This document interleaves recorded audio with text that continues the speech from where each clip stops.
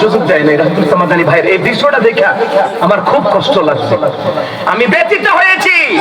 মুসলমান ইমানদাররা তারা বলে জনদরদি। কিসের জনদরদি? না, এটা আমরা বিশ্বাস করি না। বিশ্বাস করতাম যদি আমরা উলামায়ে কেরাম যেইভাবে ময়দানে কোরআনের কথা বলার ক্ষেত্রে যদি বাধা প্রাপ্ত না হইতো, বুঝতাম তোমরা জনদরদি। বুঝবো কেমনে? তোমরা তো হিন্দুদের জনদরদি। দেখেন, হিন্দুদের জনদরদি বলেই তো তোমরা হিন্দুদের পূজা মণ্ডপে নিরাপত্তা দিয়েছো, আর পূজা উপলক্ষে মুসলমানদের অসংখ্য মাহফিল এই দেশে বন্ধ করেছো। রাজশাহীতে আমার প্রোগ্রাম ছিল, নভেম্বর মাসে। ওই প্রোগ্রামে যখন আমি যাব প্রস্তুতি নিচ্ছি, এর আগে ফোন হয়েছে, হুজুর পূজার কারণে মাহফিল বন্ধ। আমি কি আপনাদের এলাকায় কি এত হিন্দু, আমাকে দাওয়াত না দিলেও পারতেন?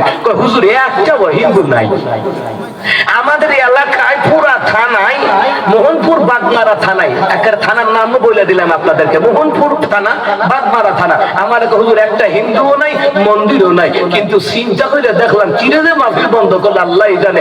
আমি কি আসলে এটা না, যারা ইসলাম বিদ্বেষী এরা বিভিন্ন অজুহাতে কোরআনের প্রোগ্রামগুলি বন্ধ করে। কথা কর ঠিক কি না? আসলে পূজা টুজা না। আচ্ছা এদের পূজা কি? হিন্দুদের পূজা কি আমরা ভাঙচুর করি? কথা কয় না। তাদের পূজা তারা করুক, তাদের ধর্মীয় অনুষ্ঠান তারা করবে, মুসলমানদের ধর্মীয় অনুষ্ঠান তারা করবে। তারা কবরবাসীর জন্য দোয়া করবে, দেশবাসীর জন্য দোয়া করবে, জীবিত মৃত সবার জন্য দোয়া করবে। আজকে যে আমার কলিজার এই ভাইগুলি যে টাকা দিয়ে, পয়সা দিয়ে, বুদ্ধি দিয়া, শ্রম দিয়া, মেহনত কইরা যে একটা প্রোগ্রামের আয়োজন করলো, আচ্ছা আপনারাই কর, এই যে একটা সুন্দর আয়োজন করলো, তারা তো একটা গানের আড্ডা করলে পারতো। কথা কয় না? গানের আড্ডা একটা করলে পারতো, করে নাই। একটা এলাকাবাসীর কল্যাণ। আপনারা শোনেন, জীবিত মৃত সকলের জন্য এই মাহফিলটা একটা প্রেরণা, এই মাহফিলটা একটা দোয়ার আয়োজন, কবরবাসীর জন্য একটা নাজাতের আয়োজন, এই এলাকাবাসীর জন্য আল্লাহর পক্ষ থেকে দোয়া হবে। দোয়ার দ্বারা ভাগ্য পরিবর্তন হয়, গুনাহ মাফ হয়, এবং দোয়ার দ্বারা নবী বলছেন তাকদীর পর্যন্ত খুলে যায়। এমন একটা ইসলামী জলসা যেখানে ভালো ভালো উলামায়ে কেরাম কোরআন সুন্নাহ থেকে বয়ান করছেন। আরে একটা আয়াত যদি শুনে গুনাহ মাফ হয়ে যায়। মাজালিসু ফিকহি 60 সানা, আরে মুহূর্ত পরিমাণ কোরআনের মজলিসে বসে থাকলে 60 বছর নফল ইবাদতের সমান সওয়াব হয়। সুবহানাল্লাহ বলতেন না? আরে আমার মতে তো মুসলমান একজন রাষ্ট্রপ্রধান হিসেবে আমার মতে নবীর সুন্নাত তরিকা অনুযায়ী, আল্লাহর বিধিবিধান অনুযায়ী এমন হওয়ার কথা ছিল, তা'মুরুনা বিল মা'রুফি ওয়া তানহাউনা আনিল মুনকার, অসৎ কাজে বাধা দাও, সৎ কাজে আঞ্জাম দাও। এটাই ছিল মুসলমানদের মৌলিক নেতাদের কাজ। এখন তো উল্টা, এখন তো উল্টা। এখন যদি হক কথা কয় উলামায়ে কেরাম, তবে হুজুর তো ভালাই আছি, হুজুর তো এই দলের। ওমা এই দল কিটা? যারা আল্লাহ রাসূলের পক্ষে কথা বলে, ইসলামের পক্ষে কথা বলে, তারা আল্লাহর দল, তারা নবীর দল, তারা আহলে সুন্নাত ওয়াল জামাতের দল, তারা জান্নাতি দলের মানুষ। কথা কর ঠিক কি? ও মুসলমান ইমানদাররা, বিনা কারণে মানুষ হত্যা আসেনি।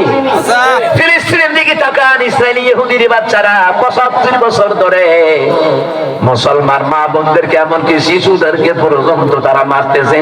এই বছর সব চাইতে তারা নারী এবং বেশিরভাগ শিশুদেরকে তারা বিনা কারণে হত্যা করেছে। মুসলমানরা পাল্টা আঘাত করলে কয় মানববিধি লঙ্ঘন হচ্ছে, মানবতা লঙ্ঘন হচ্ছে। মুসলমানরা যদি প্রতিবাদ করতে যায়, মানবতা লঙ্ঘন হচ্ছে। আর মুসলমানরা মায়ের খাইতেছে 75 বছর ধরে, এখন মানবতা লঙ্ঘন হয় না। এখন জাতিসংঘ তারা চুপ থাকে, চুপ থাকে। এই মুসলমান, এই জন্য যতই জনদরদির বিজ্ঞাপন দেওয়া হোক না কেন, যত কিছু করা হোক না কেন, আসলে জনদরদি কেমনে বলবো? কাজে কর্মে বোঝা যায় ওরা দেশের জনদরদি নয়, ওরা হিন্দুদের জন্য জনদরদি। ঠিক কিনা? ওই যে ভারতে বাবরি মসজিদ ভেঙে এখন মন্দির উদ্বোধন করবে আগামী মাসে। মুসলমান মন্দির উদ্বোধন করবে আগামী মাসে। কোথায় আছি আমরা? আমরা বিভিন্ন দলে কামড়াকামড়ি না কইরা আমরা মুসলিম সমাজগুলো ঐক্য হওয়ার দরকার আছে না নাই? কথা কোন আছে না নাই? ঐক্য হলে এই দেশের নাস্তিকরা পালাতে বাধ্য, পালানোর জন্য গর্ত খুঁজে পাবে না। কথা কোন ঠিক কি না? ওই ঐক্য না হইলে তো ভাই কখনো বিজয় সম্ভব না। আমরা যত যেই মাসলাকের হই না কেন, ঐক্যর কোনো বিকল্প নাই। কথা কয় না? এখন যদি এই মাহফিলটা যদি কিটারে পানি হইতে গেলে গেলে, আচ্ছা এই মাহফিলটা যদি এমন হইতো যারা মনে করেন অন্যান্য যারা মনে করেন বিভিন্ন দলের, এরা যদি কইতো না এটা আমার দলের মাহফিল না, তারার দলেরটা তারা করুন, তারারটা তারা যাক, আমরা যাইতাম না। কিন্তু আমরা তো সমস্ত দলের তারা মুসলমান। কথা কয় না?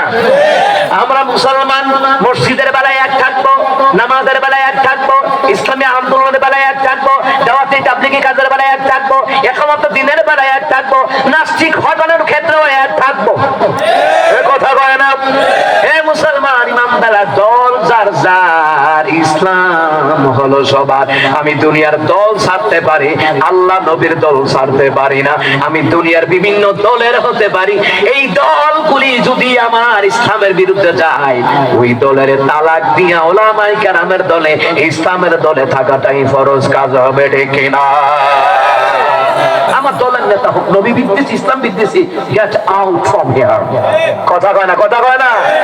মুসলমান ইমামদাররা, যাই হোক বলছিলাম, দ্বিতীয় নাম্বার হলো আল্লাহর প্রিয় বান্দা বান্দি তারা বিনা কারণে মানুষ হত্যা করে না। যারা কত যে বিনা কারণে কত মার বুক খালি হয়েছে, গুম খুন হত্যা হয়েছে, এটার কোনো হিসাব নাই।